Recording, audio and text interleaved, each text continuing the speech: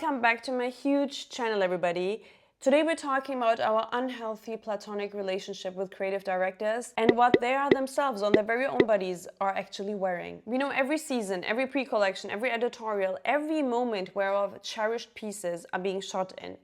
We know them by heart. We start liking the stylists that use these pieces in their editorials. We start liking the photographers that shoot actually the pieces. We even start liking the stores that the pieces are being stocked in. So we are all kind of obsessed with everything when it comes to creative directors and the pieces that they design. If you finally found that one brand and one designer for yourself that elevates you, makes you happy, and kind of makes you believe that you're turning into a better human being, you just like everything about this brand. And what is very closely related to it is the creative director. And we as critics and fans are very easily captivated by their, in many cases, very humble and down-to-earth charisma. So if fashion is your life, creative directors are kind of your superstars. It's the people we name when somebody asks us who we would like to really have a drink with. It's the people we read a lot of books about, and it's also the people where we read the books that they used to read so we understand them a bit more.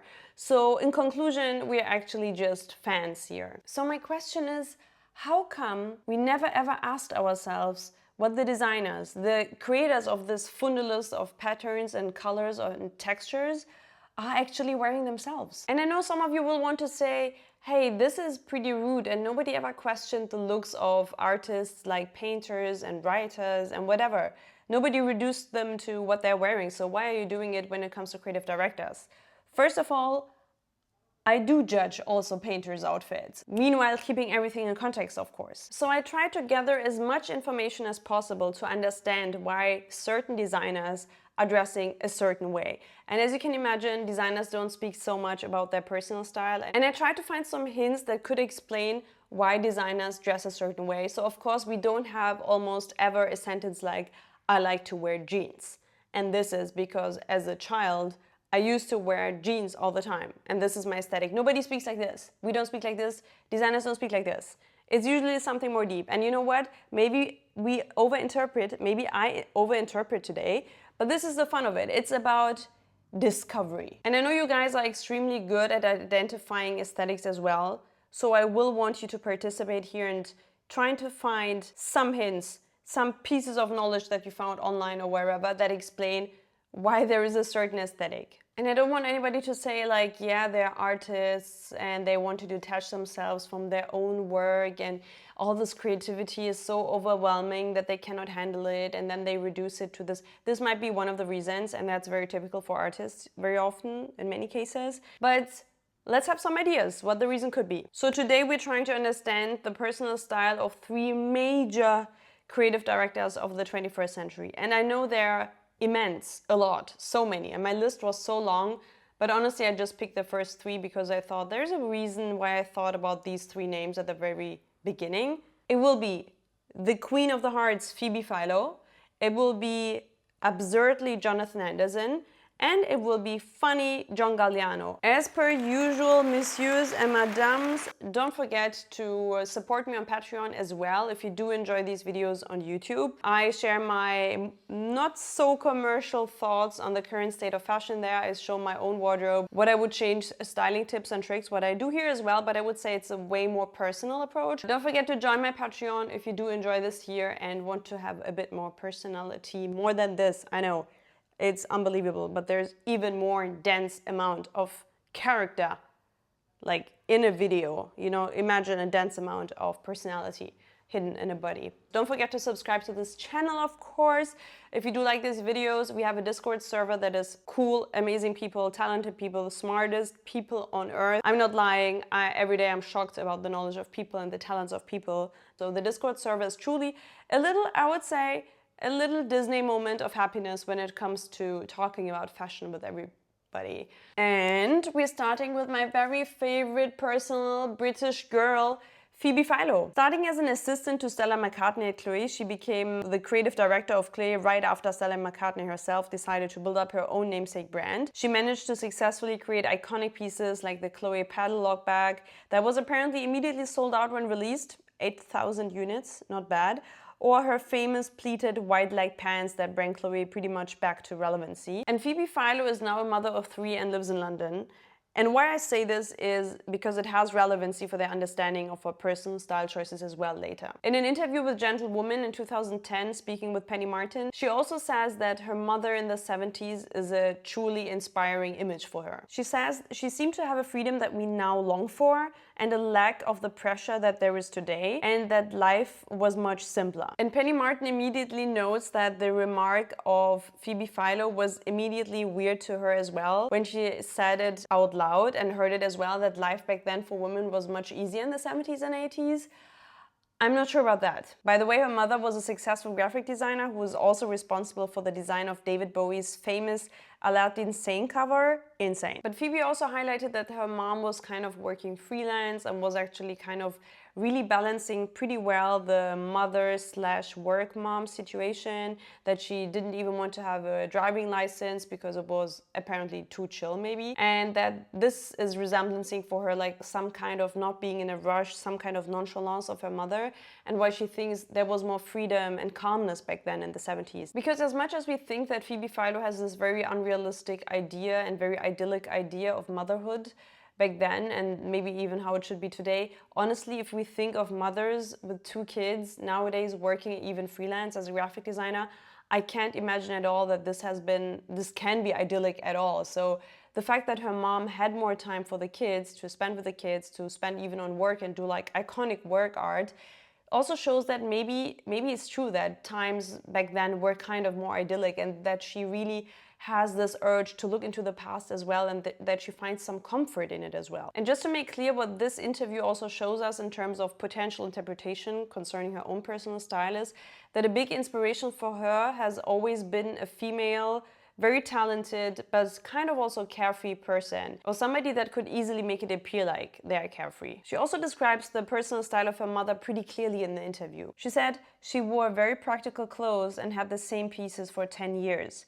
Things that lasted. A plimsoll with a lovely washed out old wide leg jean and a little tight t-shirt. And when I just read the description of her mom's uniform, I just thought for a second, wait a minute.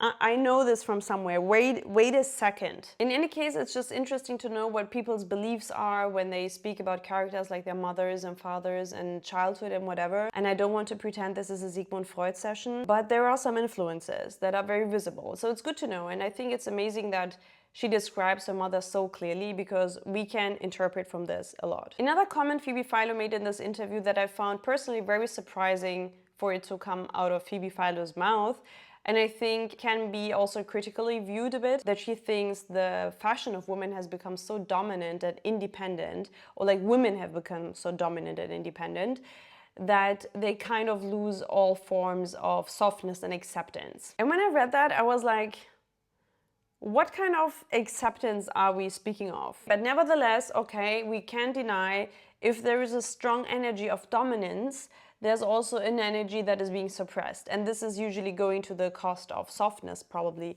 But the question is also, why do we have a dominance existing? I think she didn't mean it in that philosophical way. And it was just like to explain where she thinks fashion is going. And to understand her personal style and also her designs, it's very relevant to understand what she thinks of these kind of energies and powerful situations women are right now in society. And when she says there's too much dominance, we destroy softness, she doesn't mean it like in a hierarchy way or patriarchy way. She's really speaking here about design. But I think it's very interesting because that's the time where she started working with Céline. I think when we look at the Céline collections nowadays, the older collections since 2011, we really see that she has always this balance of working with very dominant structural things versus very fragile and very vulnerable and very colorful things, for example. Another thing that she says that will annoy a lot of people, what was just like so funny, I need to mention it, is that she says that women are so smart nowadays and that she's surrounded by so many smart women, but they have one issue, and that is that they have too many expectations. They all want to have a person that looks like Brad Pitt,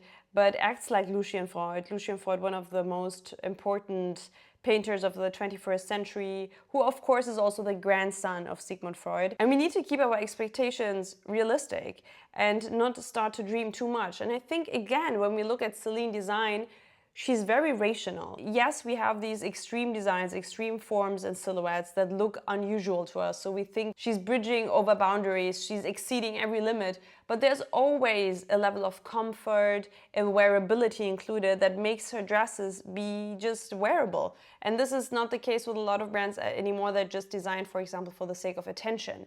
She was a very intentional brand. Everything had a purpose. And even in her very early Chloe days, we saw always an intention and comfort. So what we see here is not an ancient view on women's expectation managements, even though the idea of liking Brad Pitt must be ancient, please. But it's more like a very realistic view on women and our expectations that need to be just very realistic. And looking at her namesake label, now we hear her describe it as a seasonless, continuous body of work. So she's well known with pairing navy with black, to wear well-cut pants and to wear sneakers usually. And I think that's exactly what she's telling us with her wardrobe selection.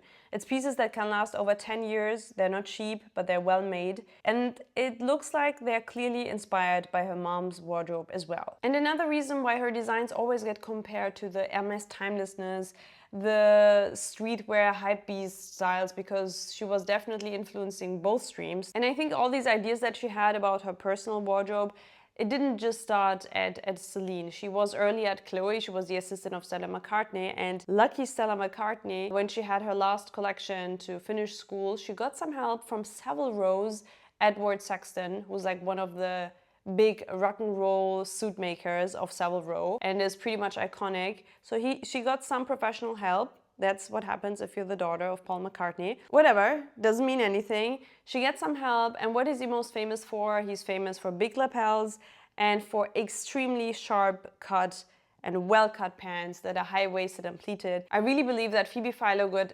immensely influenced by the handcraft and tailoring skills of Edward Sexton when it came to like perfect sharp suits, because that's one of her most emblematic looks as well when it comes to Céline. So we see that she got influenced even when it comes to her own pants, because she always was wearing very well-fitting pants. Not perfectly, it was not a perfect look when she came out of the runway to say hi to the people.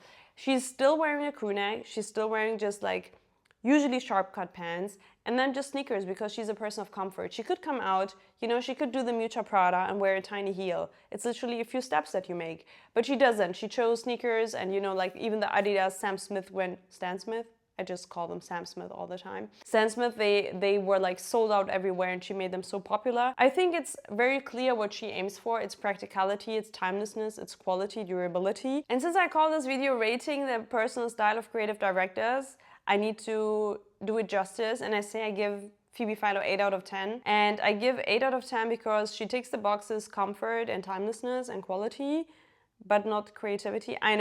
I know I'm cutting off right now 2 points for Phoebe Philo creativity. Don't publish this somewhere, but I'm cutting 2 points from Phoebe Philo because she could be a bit more invested. So coming to the optically speaking male version of Phoebe Philo, Jonathan Anderson. In a Vogue business interview from January 2023 with Luke Leach, he says he loves to work. He absolutely loves to work, and he loves to create amazing things. But whenever he realizes that something he did is good and amazing, he wants to change it. And that's the process of his work. He says that's for him the most challenging and important thing about his designs, that it's a constant change. He says you're only always as good as your last cycle, and even mentions Phoebe Philo, Hedi Slimane and Helmut Lang as great examples of how you can build up a very tight aesthetic around your name, but that is not his goal ever. And he doesn't want to be picked up by one certain aesthetic. It needs to be an ongoing cycle of development and change, which is probably what the brand Loewe is now characterizing. If you look at any Loewe or JW Anderson collection, we will also figure that he repeatedly uses the inclusion of arts like pottery, ceramics, installations, statues, or paintings, and he sees no difference in fashion and art and believes in a natural symbiosis of both streams. He even referenced Madonna's talent of always reinventing herself. Even though she was doing good, she was doing it better by reinventing herself, changing up herself every time, even though nobody would have asked for it. Kind of turned her into this overly challenging person, challenging herself, her own identity and what she reflects, that kind of iconized her as well. And he says in an interview very early in his career during JW Anderson in 2017 that he always feels the urge to feel like an underdog. And I think this is something I can kind of understand, that if you just know that you are commercially successful, you don't feel really challenged, or if just commercial success is your aim, you're not really challenged to to destroy something, to create something better out of it. So feeling like an underdog is kind of helping also sometimes for your psychology to create something that is a bit contradictory to what everybody else is doing, you know, just against the mainstream. And I think if we look at Loewe right now, or even J.W. Anderson, I think J.W. Anderson is keeping up with Loewe kind of. And he also calls J.W. Anderson more the brand that he personally would like to wear, which I think is kind of cute. But we see that he's always acting like whenever somebody jumps on the train of something he created, he's already on the different train. He's not on his own train. He changed the train and everybody else is riding. And he says also in an interview that he finds it a bit embarrassing when everybody jumps on the train, so that he doesn't even want to continue it anymore. And of course, there are bestsellers at Loewe, and we see handbags that are over and over coming, you know, like the famous handbags that they have, the puzzle bags and the new ones. And they're trying to iconize bags. Like handbags are usually the ones with the biggest margin and the biggest like brand identity drivers, because easily identifiable on the streets. But he doesn't jump on those trains. And when we look at the ready-to-wear, we see it immensely. And he also said in 2017 to Samantha Conti for WWD that he loves the self-discovery. And the self-discovery in fashion for himself for personal styling can be as easy as a white t-shirt and khaki shorts. And please Google now Jonathan Anderson personal style on Google and tell me what you see. And he says that he's truly inspired by reduction, that you can have embellishments, but you need to pull it back some sort. And that he sees the current state of fashion, which was in 2017, so it didn't get much better, is too sugary. It's too sugar-coated. And when he was asked what he really means by sugary fashion, he says, we have sucked dry any reference of fashion. There's no such thing as a decade in fashion. There's no such thing as a seasonal fashion. So for me, it's about how do you create something that is you. So overall, we understand from here that he does see himself in his designs. He might not be wearing it, and he's maybe the ultimate reduction form of his designs, but he wants to be able to see himself in these clothes. Interesting here is also that Phoebe Philo and Jonathan Anderson both share the same opinion that seasonal fashion is dead. It has no future. Seasons don't make any sense.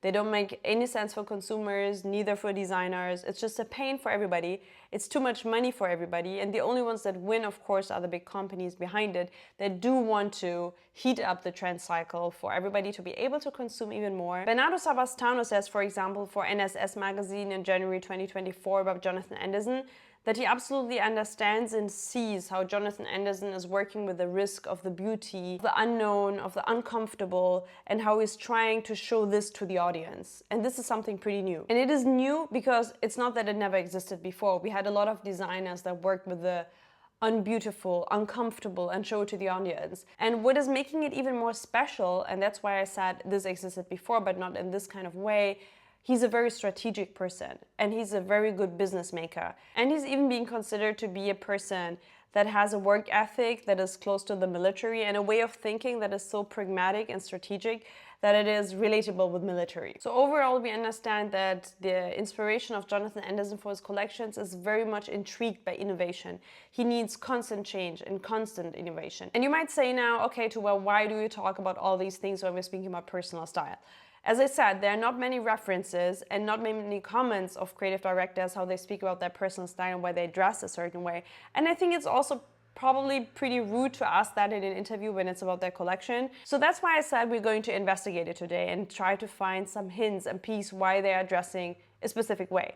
And when it comes to Jonathan Anderson, I think the cliche is kind of true of him reducing himself to the very much core of comfort that he likes, because comfort is also for him a very important feature of his designs. When we look at the Loewe or the J.W. Anderson things, you don't have anything too uncomfortable, drapey, you don't have a corset look, even the shoes are very much comfortable, probably too comfortable looking for a lot of people. And if you look at Jonathan Anderson's pictures online, you will only find him in jeans and in t-shirts or a sweater over it. And in many cases, when he slightly tries to dress up, it's usually also not so perfectly fitting even. And I can imagine, I mean, he's Jonathan Anderson, he's well aware what works amazing together. And he's definitely also included in the styling of the runways, which are amazing and breathtaking. So nobody can tell that this man has no idea on how to dress, even though when we see the way he dresses, it might not immediately resemblance his own brands or the houses he designs for, because it looks very minimal. And actually, it also looks not so well thought through. But I really think either he wants to give us the message of I don't really care, or he just doesn't want to be able to be seen in what he chooses and what he likes even. So personally, I think he really doesn't want anybody to know anything about his personal style. He really just wants to turn it into a uniform, and in best case, kind of a bad uniform. And I think that's why the example between Phoebe Philo and Jonathan Anderson is pretty interesting, because Phoebe Philo is pretty much the dressy version of a uniform. She also wears jeans and pants very often, okay, a bit more often pants, but just sneakers and a crew neck. And Jonathan Anderson as well. Of course, there are many differences between them that make them decide also differently when it comes to pieces.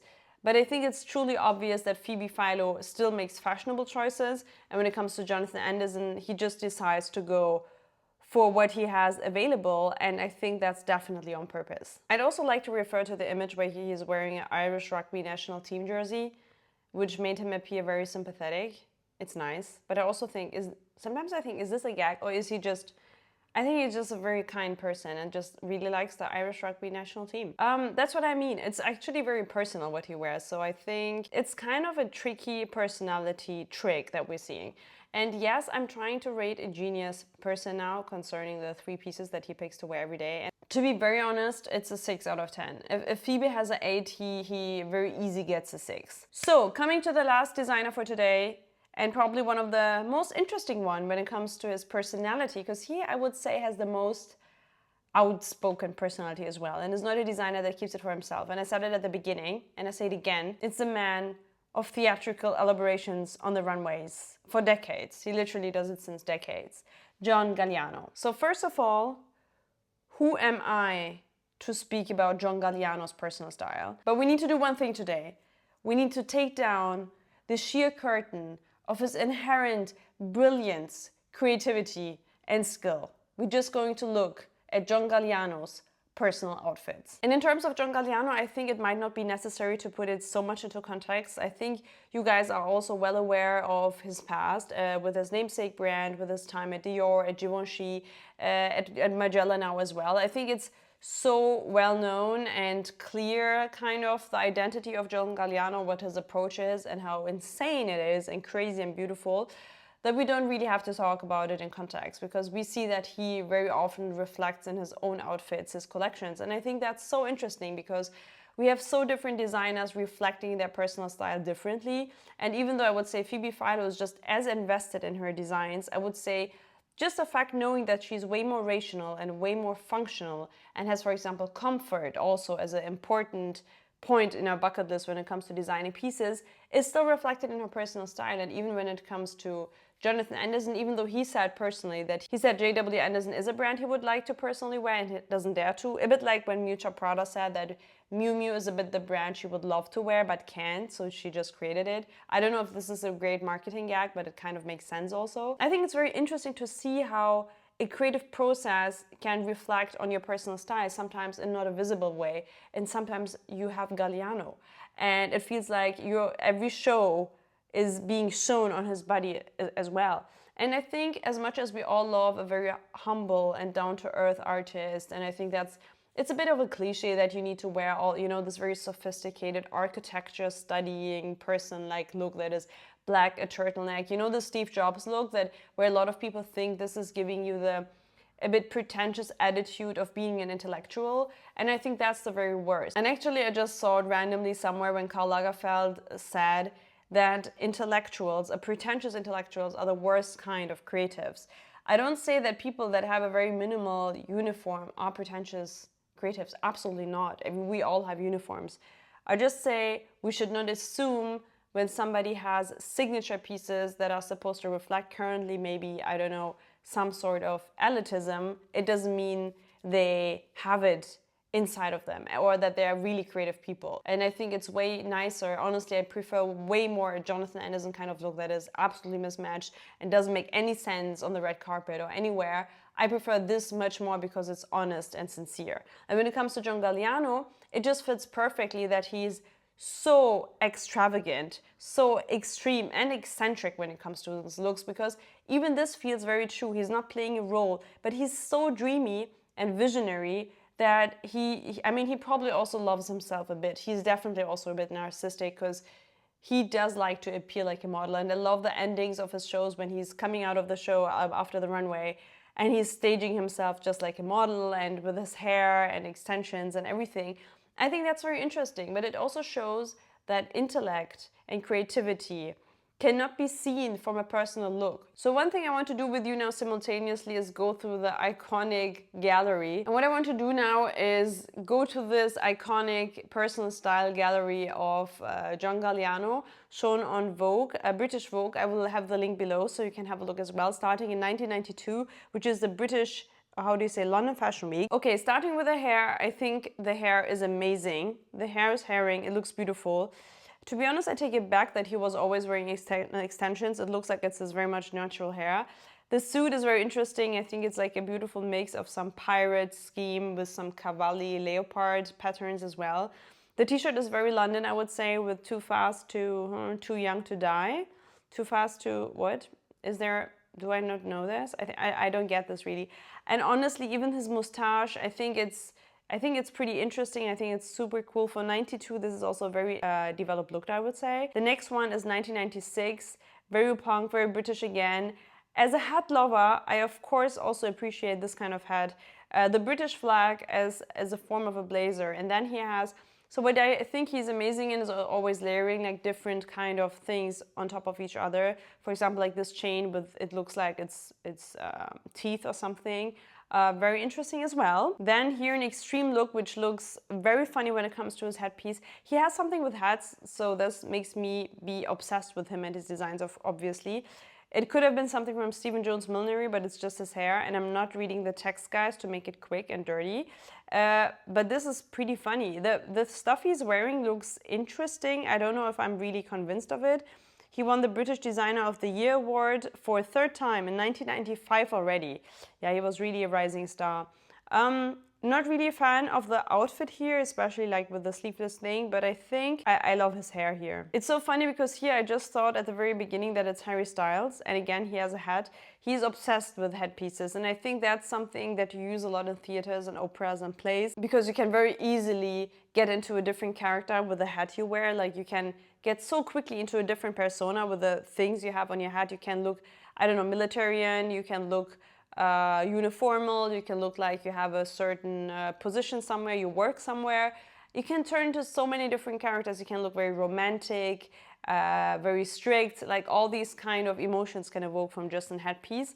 And I think he's just great at this. This is a 1999 look with Gwyneth Paltrow for the opening of the new LVMH Tower in New York. Of course, I'm not a huge fan of the embellished zips on the pink pants. I kind of think he can pull off this top, especially with the smoking or frock-like coat he's wearing, and then he's wearing like this huge hat again on top of it. I think it's amazing. I think it's very much him, and for that time I can imagine that it was also groundbreaking. And I think it's also good to have somebody with some looks that is also creating some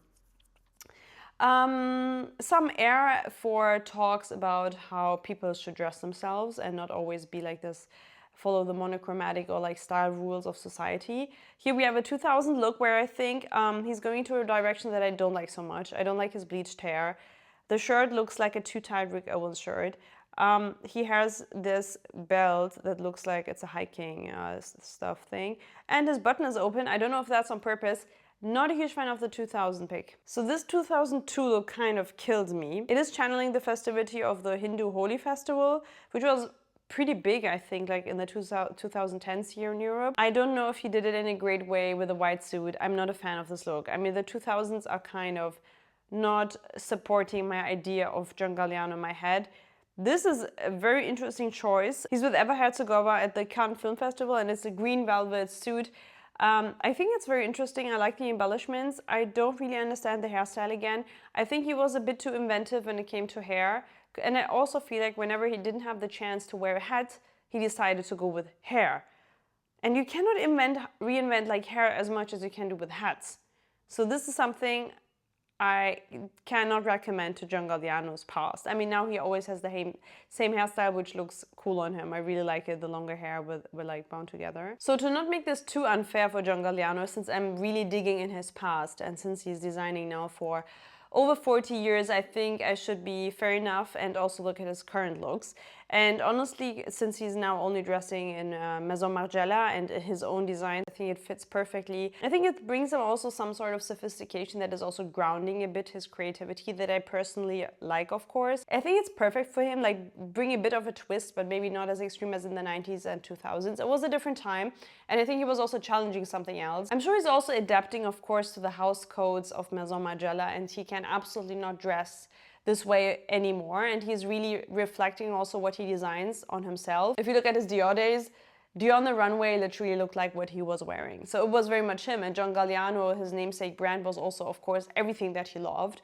So now we see definitely at Maison Margiela that he has adapted. So I would say his personal style for me is, of course, peak core right now, because I do really like the current ready-to-wear of the brand. I don't feel in the position to give any points, like anything, to John Galliano. This is a terrible topic, but why? I don't know why I chose this. But I would say now John Galliano for me is a 9 out of 10. The highest points, I would say, yeah. Because on top of Phoebe, we have some form of creativity and a bit more intention in it. And as much as I love, of course, comfort, durability, quality, all these things, and timelessness, I think it's exciting to bring in some creativity and always break the rules of timelessness as well. So this is something I was missing on the other designers. And John Galliano now, because we really cannot judge him on what he did before, he's also way older. And honestly, experimenting helps. Sometimes experimenting in life helps you. And I think he did this in a great way. John Galliano, 9 out of 10. Why I killed 1 point, I don't know. He could be a 10 out of 10 for me as well. So I hope everybody liked this video. Don't forget to subscribe to this channel if you like these videos, or support me on Patreon. So that was it with this video. I hope you really enjoyed my very professional analysis on personal style when it comes to creative directors. Don't forget to subscribe to this channel, please. Join the Discord server if you want to find like-minded people like me. And don't forget to join my Patreon if you do enjoy these videos here as well. You might even like those even more because it's a bit more personal. I share a bit more about my life, my real thoughts about the current state of fashion, and also my wardrobe. So I do have some videos in a tiny wardrobe where I pick stuff and style them. And then I want to know your opinion about it. I would really appreciate that. Feel free to support me there. And see you to the next one.